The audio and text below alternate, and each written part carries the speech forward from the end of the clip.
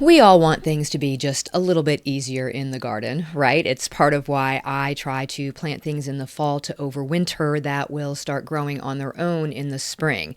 It means less effort on my part during a very busy time in the garden when it seems like everything has to go in all at once. The best low effort thing I can think of in the garden is a perennial, something that doesn't require much in terms of care. And the easiest of these is herbs. The idea of planting something once and doing nothing but harvesting it each season and occasionally splitting up some clumps to make more plants sounds like the easiest thing in the garden to accomplish. And let's be honest, herbs can add so much flavor to the other garden goodness that we're bringing into the kitchen, and they can be expensive to buy in the grocery store. Today on Just Grow Something, we will cover the top 5 perennial herbs to grow by USDA Hardiness Zone. So we'll highlight each herb, the planting and growing requirements, and talk about any special conditions that make them more hardy for your area. Because there's nothing more frustrating than to be told something is perennial, only to find out it's not perennial in your area. Let's dig in. Hey, I'm Karen. I started gardening in a small corner of my suburban backyard, and now 18 years later, I've got a degree in horticulture and operate a 40-acre market farm. I believe there is power in food and that everyone should know how to grow at least a little bit of their own. On this podcast, I share evidence-based techniques to help you plant, grow, harvest, and store all your family's favorites. Consider me your friend in the garden. So, grab your garden journal and a cup of coffee and get ready to just grow something.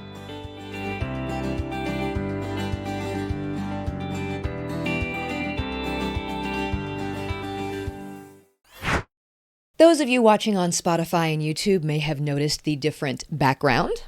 In fact, some of you commented on it last week. Yes, I finally reorganized my office. This is something that I have wanted to do for about 3 years now, but it always seemed like such a daunting task because there was so much stuff to sort through and to get rid of before I felt like I could even move the furniture around. But I have a lot of projects that I am adding to my plate in the coming year, and it's just about time to start getting the garden plans ready for next year. And I just had to bite the bullet and get it done. I did a major purge too. I had tons of textbooks and handwritten notes from my undergrad studies that have been in here for like 4 years. And I kept it all because I seriously told myself that I might refer to those things later when it was, for the farm or for the podcast or for consulting services for my clients. And you know what? I haven't referenced a single one of them. I look that information up on university websites or in published papers online because A, I know the information is much more up to date than anything that would possibly be in those textbooks or my notes for that matter. And B, it's just much easier to find online. So I tossed them. I pitched them. The only thing I kept was my insect identification guide because I do use that one all the time. And I also kept my crop ecology book and my perennial plant guide because that information is pretty timeless, as evidenced by the episode that we're doing today on perennials. I was able to get this entire office purged, cleaned, rearranged in just a day and a half while still getting all my other things accomplished around here. And I know it may sound, cliche, but I absolutely will attribute my ability to get that done to my Magic Mind subscription. I had the energy to get the task started. I had the mental focus to really push through the task and not get distracted by sitting down and reminiscing and looking at old photos or papers. You know what I'm talking about, right? Where you open something to decide to see if it should be kept, only to look up an hour later and you're on the floor with papers or pictures just spread around you and you've absolutely accomplished nothing. That did not happen with this project. I fully focused on the overall task at hand, and my Magic Mind gets the credit for that because that's never happened before. So much so that my husband even noticed, and he has decided to try Magic Mind now. And this is a guy that doesn't do supplements or anything, so that tells you something. Thankfully, the Magic Mind subscription is super easy to update online, so I could easily upgrade my subscription from 15 bottles per month to 30 to accommodate him using using it. And if for some reason he changes his mind, which I can't imagine happening, but I can just as easily change it back, and it will still come as regularly scheduled every single month, so there's no break in my productivity flow. So if you want to join my husband now and me in subscribing to Magic Mind, they're giving you 20% off the already reduced subscription price, and shipping is always free with a subscription. So just go to magicmind.com/growsomething20 and use code growsomething20 at checkout. And then tell me all about your next super productive project afterwards. The link will be in the show notes.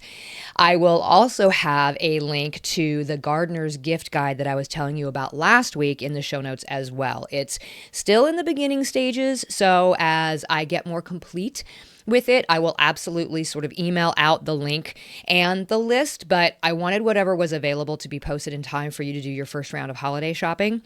I will continue to update this as deals come across my desk and as they change throughout the season, because a lot of these companies will do multiple deals over like the next 6 weeks or so. So I will keep it as up to date as I can.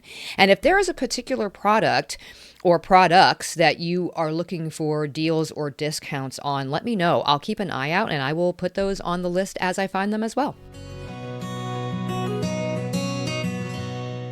Okay, so we are going to do a breakdown of the top perennial herbs across USDA growing zones 3 through 10, along with a few suggested cultivars that do best in those areas and some growing practices and care tips. As we go through these, keep in mind, if I mention something as a perennial in a zone that is colder than the one you live in, that means it's also likely to be a perennial where you garden. So the exception to this would be some that really love the cooler climates, and so they may not do as well like in zones 8 and warmer. So as we start with zones 3 and 4, my zones 5 and warmer gardeners, you should listen up too, because these herbs will also make your perennial list longer. So as we start with zones 3 and 4, we're going to talk about chives. These are one of my favorite perennials. These will take full sun. They will also take partial shade, which is fantastic.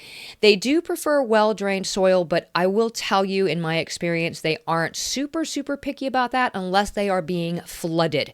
I had chives that I brought over from our 5-acre homestead to our 40-acre farm years ago, and I never got them transplanted. They sat in this sort of clay soil inside these paper-based pots for 3 years outside of my greenhouse, and they were saturated quite a lot of the time, and they survived long enough for me after those 3 years to go ahead and transplant them into beds outside of my office window.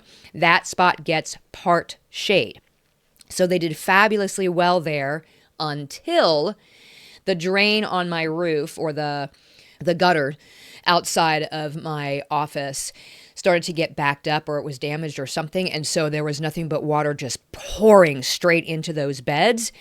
That was the year that I lost one of those chives. They literally drowned. So even though they do prefer well-drained soil, they will take a little bit of abuse, okay? You want to space these initially about 6 to 12 inches apart. They will fill in, so you are going to want to divide those clumps up about every 3 to 4 years in the early spring, and then you just get more plants out of them. Common chives are going to be very hardy. There is also a variety called Profusion that is great for zones 3 and 4, really hardy in your area. These will spread kind of under the ground where they continue to sprout up in and amongst that clump, but they will also self-seed if you allow them to. So you can allow some of those flowers to mature for seed production and self-seeding, but you want to cut back the rest of it to continue to encourage that leafy growth, and you can continue to use chives all season long. Lovage is your second one. This loves cool climates. It does best in full sun with a kind of a rich, loamy soil. This is unusual for most herbs. Usually they don't really care too much about the condition of the soil, but lovage is a little bit of an exception to that. So give it some nutrients and give it some good organic matter. You also want to give each of these plants about 2 to 3 feet of space because they will bush out. Lovage prefers consistently moist soil. So maybe this is something that I ought to replace those chives with outside of my window there. In fact, you want to water them regularly, and you do want to mulch to retain that soil moisture, especially if you go through very dry periods. This one is not very widely cultivated, so you're not going to find a bunch of different cultivars for this, but common lovage is very, very hardy in your area.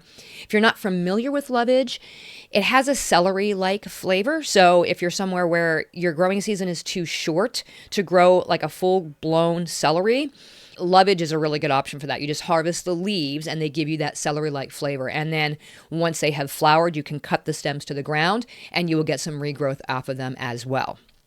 Third on the list for zones 3 and 4 is horseradish.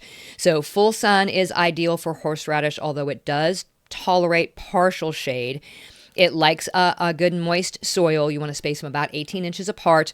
Water it very deeply and regularly during dry periods because it does need that moisture to grow. And you are going to harvest those roots in the late fall.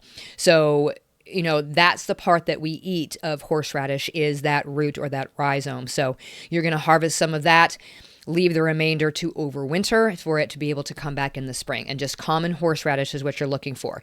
You do need to be mindful, though, that if it likes the spot that it's in, horseradish will spread very, very easily. So if you are concerned about that, you either want to use some sort of a root barrier, which is something that you would bury in the ground around the plant to make sure that it doesn't spread, or just plant it in containers. And if you're going to plant it in a container as a perennial, you are going to want to pull those containers up near a protected area for overwintering in zones 3 and 4, because obviously that soil is going to be more exposed to the elements being up out of the ground. So you want to pull it up next to, your shed or next to your house, even bring it into, an unheated basement if necessary, just to kind of keep it protected if you do it in a container.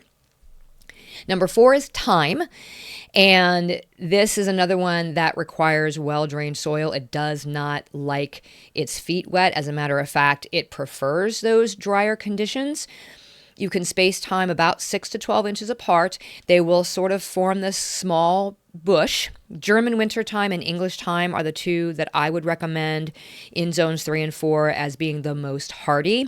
And if you're concerned about the drainage, you can use rocks or gravel as a mulch to kind of help promote better drainage, especially during the colder months. And then number 5 is oregano. And I actually pair thyme and oregano together in their beds. They both like that full sun. They kind of like that light, sandy, well-draining soil. And the oregano tends to get a little bit bigger, so you want to plant those about 8 to 12 inches apart. So what I do in my bed is I have oregano in the center, and then I have 4 thyme plants in each of the corners, and they're all spaced nicely apart. The one thing about oregano is it will get leggy if you don't keep it trimmed back. So you want to trim those stems to promote that bushy growth. And just like thyme, it actually prefers the drier conditions, so you should be watering it sparingly, if at all. Greek oregano is a really hardy variety in just about any area. And once again, just like the thyme, if you're worried about that drainage, you can mulch with rocks. Not only will it kind of reflect the heat in cooler areas, but it will also help with that drainage. Moving on to zones 5 through 6. First one that comes up for me is sage. Of course, we're talking about my zone. We're in 6B, and I have grown sage before to where it just gets to be a nice, big, beautiful bush. This is one that does like the full sun. It also likes that well-drained soil. You want to space these about 12 to 18 inches apart because they will fill in nicely. To prevent them from getting really woody, you're going to want to cut it back in the spring and allow that new growth to come up early on. Eventually, you might have to replace the plant. This is what I have seen. No matter how much I've cut it back, they've always tended to be very woody at the bottom. And so if I just want it for sort of aesthetic purposes, like the purple sage is really, really pretty to just grow as a bush, then this is not that big of a deal. But if you're really wanting to use a lot of it, eventually the usable portions are going to be just way up here at the top and the rest of it's going to be really woody, so you may need to replace it. But in my experience, this has only been about every 6 or 7 years that I've had to do this. This is another one that is also very drought tolerant, so water this one sparingly. And then if you are in zone 5 and you're worried about this maybe not coming back for you, or you're kind of like on that border, you can absolutely mulch around the base of the plant with straw in the late fall for some added winter protection. Now, something that is perennial for most of us is mint, and mint of just about any kind. So it's the good thing about mint is it also tolerates partial shade, and it will also tolerate that really rich, moist soil. It will also grow in soil that has basically nothing left in it. So you can pretty much plant mint anywhere. Because of this, it does spread very, very easily. So if you're wanting to fill in an area, this is fantastic. If you want to keep it controlled, they say you can use root barriers. This is not something that I recommend just because they spread both by their underground roots, but also through the top growth. Anywhere that mint comes out and touches the soil, it's going to root and it's going to continue to spread. So I would recommend, if you want to keep it contained, you plant it in containers. Mint is what I'm experimenting with as a living mulch in some of my Planter Box Direct planters out in the front. I've got 10 of those. Each one of them has been planted with some mint in the center that is spreading out nicely. And then I am planting into the mint with my plants the next season. So this was the first year I started. The plants are just now sort of getting really established and spreading. So we'll see how that works in the spring. You do want to trim it regularly to kind of control its growth. Spearmint and peppermint are your two base varieties that are pretty hardy just about anywhere. Once you get into the more fun sort of hybrids, so chocolate mint, apple mint, grapefruit mint, all of those different kinds, pineapple mint, some of them are going to do better than others in terms of being perennial. So in zone 5, you're going to have a harder time getting some of these to come back. The warmer we get, the easier it is. So I have successfully overwintered. Let's see, apple mint is one that has come back for me really, really well. And chocolate mint has come back really well for me. Pineapple mint has been hit or miss depending on how cold our winters are. So just kind of keep that in mind as you're experimenting with these different varieties of mint. Along the same lines with mint is lemon balm, and this is a fun one to keep around, not just in terms of how you can use it culinarily, but also it just is very fragrant. It is very lush when it comes back, and it does these great flowers that the pollinators love. It can also take full sun to partial shade, and so it does well in a lot of different areas. It does prefer a well-draining soil, so we don't want it to get too soggy, but we do want that soil to be, watered in dry periods. So it's kind of right down the middle of the line here. Lots of different varieties out there. If you're looking for hardiness in zone 5 and 6, All Gold and Variegata are two good ones that are really hardy. You just want to control it by cutting back in the late summer, because it will self-seed and try to spread a little bit differently than the mint. It's not like, super aggressive to where you need to keep it in a container or plants. You do some root barriers or anything like that. I have it out in one bed and has pretty much contained itself to that one bed. But I also cut it back fairly frequently. So if once it goes to flower, you want to cut it back in late summer just to prevent it from self-seeding if you do not want it to spread. If you do want it to spread, then just let it go to town and it will do that for you. Number 4 on this list is tarragon. And we're looking specifically at French tarragon in zones 5 and 6. There are a couple of others, Russian and a few others that I am not sure are quite as hardy in our areas. This is another one that likes full sun, well-draining soil. It will get to a decent size, so you want to plant them about 12 to 24 inches apart. This is another one that you would cut back after it flowers just to encourage that new growth, so you'll continue to be able to use it all season long. The one thing about tarragon that we do have a problem with here is it does not love heavy clay soil. It really does need that soil to be well draining. So if you are working with really heavy clay soil, then you're going to want to add some compost for some drainage improvement there. Or you can do it in a container and pull it up against a building to overwinter to help protect that soil from freezing too solidly. And then finally, hyssop is number 5 on the list for zones 5 and 6. It is another one that likes full sun. It is a very drought-tolerant herb. It thrives on very little water. True hyssop is a great cultivar that will come back for you every single year. You want to prune it lightly in the early spring just to maintain its shape. It is another one that is in the mint family, very aromatic. It's got a nice sweet scent, and it's been used both culinarily and medicinally for a very long time, if you're not familiar with hyssop. Okay, for my gardeners in zones 7 through 8, now we get into some more of the fun herbs in terms of perennials. And first on the list is rosemary. I really wish that we could grow that year-round outside here. It doesn't generally work very well. It needs full sun. It likes sandy, well-drained soil. It will grow like a bush. In fact, my former in-laws at their house in California when I was in my late teens, early 20s, they had a bush in the entryway to their house. And I knew it was a rosemary bush, but I did not know that it was like a culinary herb. I just knew it smelled really good when I walked by. And it wasn't until I was a gardener as an adult that I had this random memory of that bush. And I went, oh, wait a minute, that was rosemary. And the thing was huge.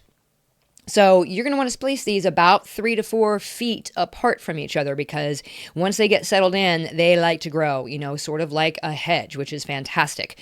You do want to prune it regularly. That's going to help with the shape. And if you are like on the very edge of zone 7, maybe dipping down into zone 6B sometimes, then you might want to mulch it in the winter time. My 2 favorite cultivars for overwintering in your area are going to be ARP and Salem. ARP is actually one of the ones that I grow here.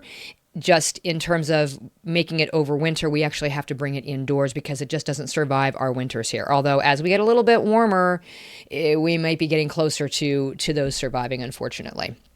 And if you are in an area like in zone 7 where you do get, really harsh cold snaps occasionally, you may want to mulch it in the winter and have some frost claws on hand just to prevent any damage to those. Number 2 on this list is lavender, and that's another one that I every once in a while can get to come back here, and it totally depends on how cold our winters get. So last year I had one that came back for this season, and it looks like this season's winter is going to be about the same, so that one may actually survive again. But this would be the first year that I have had one successfully come back 2 years in a row, so that tells you something. In zones 7 and 8, you are going to want full sun, well-drained soil, and it does like the soil to be slightly alkaline, which is a little bit different from most of our herbs and most of our vegetables. So if your soil is very acidic, you want to add some lime to it in order to bring up that pH a little bit. And this is another one that's going to bush a little bit for you, so space them about 18 to 24 inches apart. Once they flower, that's when you want to prune them back. Munstead lavender is a good low-growing one, so if you are in the colder end of zones 7 and 8, this one might be a good one for you because it is a little bit lower growing. The one that I had come back for me was actually a provincial lavender, so a French type of a lavender. It has done fabulously well for me. Number 3 would be lemon verbena. I love lemon verbena, not just for its kind of culinary uses, but also just as a beautiful garden plant for bringing in pollinators. It likes full sun. It likes that nice, good drainage. These should be spaced about 2 feet apart from each other. On this one, you want to prune it back heavily in the spring, and that's going to stimulate that early growth. There aren't any real distinctive cultivars specifically to lemon verbena that are going to do better in this area. So they all pretty much will grow well in zones 7 and 8.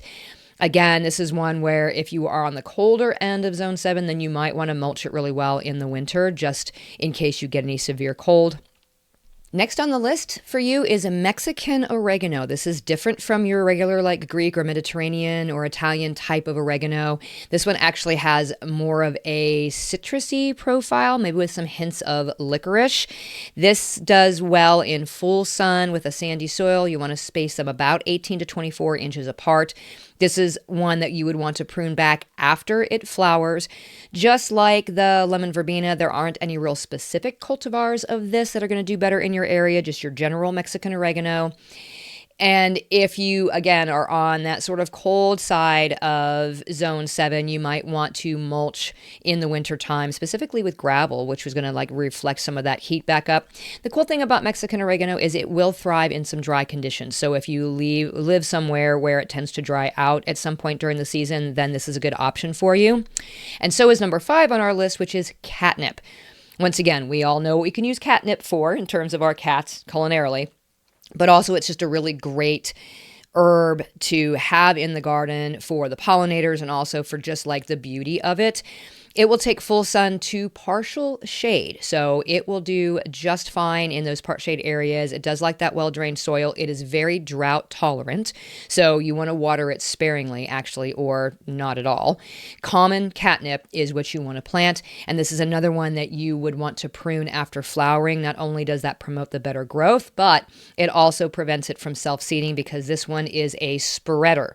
So if you don't want it to fill in the entire area, then you definitely want to prune it back after it flowers so it doesn't self-seed itself all over the place. Moving into my gardening friends in zones 9 and 10, great perennial herbs for you are going to be things like, number 1, lemongrass. I love lemongrass for like my teas. You can also use it in a bunch of different dishes. I actually am staring at one sort of pathetic version of lemongrass over on my table over here that I had outside in a pot all summer long. And unfortunately, at the end of the summer, I let it get too dried out. And now I'm trying to nurse it back to health. We'll see whether or not it survives or if I'm just going to have to start all over again in the spring. It does like full sun. It likes a rich, well-drained soil. They will grow in these clumps. And so you want to space them about 24 inches apart from each other. You do want to keep the soil moist and mulch it in the summer to keep it moist. That was the problem that I had. It just got really hot and really dry, and I kind of forgot about it with all the rest of the plants that were on my porch. So my bad. This is something that you're going to want to cut back in the late fall for overwintering so you don't keep the greens exposed all winter to allow for any kind of damage. The next one is culinary bay or bay laurel. This one also needs full sun, likes well-draining soil. These will bush out for you, so space these 3 to 4 feet apart. You want to water this regularly in dry conditions, and this one just needs to be pruned about once a year just to maintain its shape. The cultivar Saratoga is really good for your area in terms of overwintering and coming back. You do want to mulch it well in the winter, especially if you live in an area that gets frost. We just want to protect that root system to make sure that it comes back for you.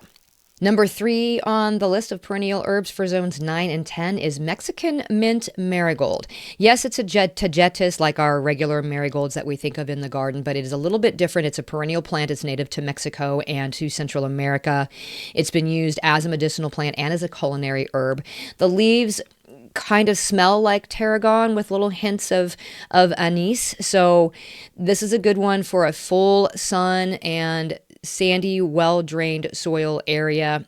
Most of these in zones 9 and 10 are going to like that sandy, well-drained soil because that typically is what you've got anyway.